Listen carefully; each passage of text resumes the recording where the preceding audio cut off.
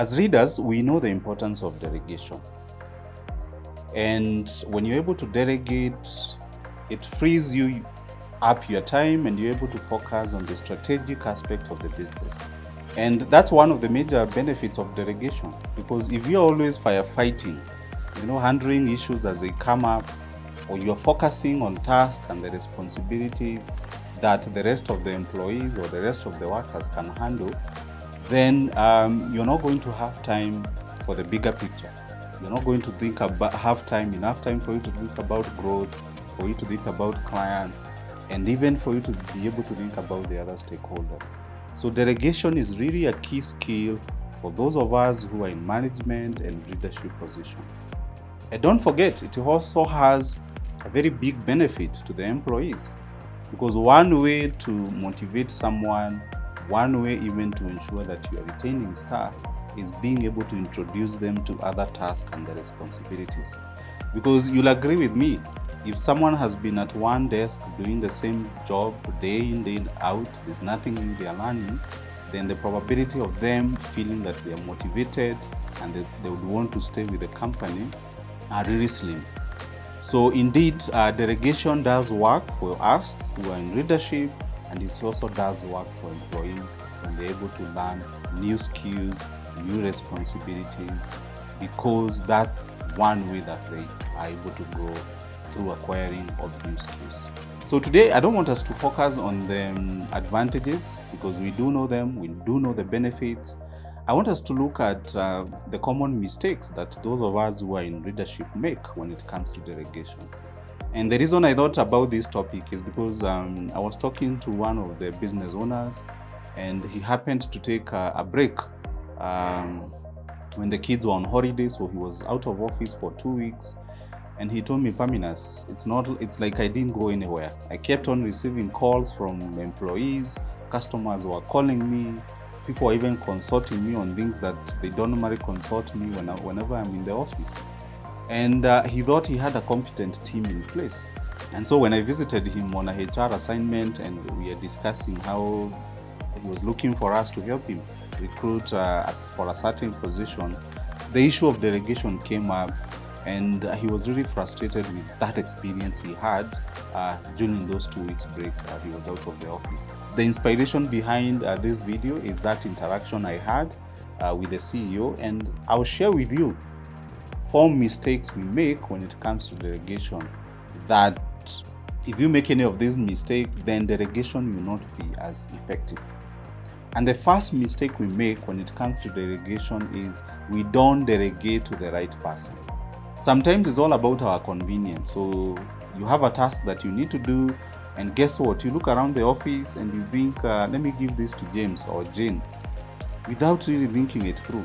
So when it comes to delegation, first ask yourself, who has the ability, who has the skills to be able to do what I'm asking? Who even has the interest to learn? Because remember, delegation, when you're talking about delegation, you're looking at something that you normally perform, and now you'd want that task to be handled by someone else. So who told you that the person who you have in mind, who you want to delegate, they want to learn, that new skill? So you must make sure that the person you are delegating, is the right person. Do they have the interest? Do they have the ability? Do they have the skills? Or this is person you need to train? And lastly, look at their workload. Can they even be available to take on extra assignment?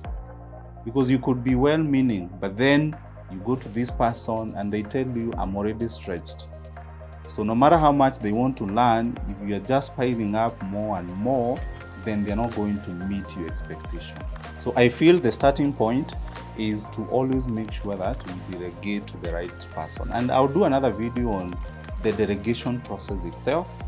But today I just want to highlight, or for us to look at the mistakes, and then in a separate video I'll take you through a step-by-step process on how you can go about carrying out the delegation itself. So when you've identified the right person, then the next step is you need to communicate. So because another mistake we make is when we don't communicate. And the reason is because for us, this is something we are good at. We know the end result. We know how many hours it takes to be able to accomplish. We know the resources that are required. But remember now, if you're delegating this task to someone new, someone who has not been in your position, then you need to take time to communicate. Get to make them understand what's the big picture behind what you want them to accomplish. What resources, time, the timelines, what will it take for them to be able to accomplish whatever you want them to achieve. So the more you communicate, there's nothing like over communication when it comes to delegation. And a lot of fights, a lot of the friction that we have between you and the person you've delegated to, they could have been minimized if you had taken time to really communicate your desires from the word go.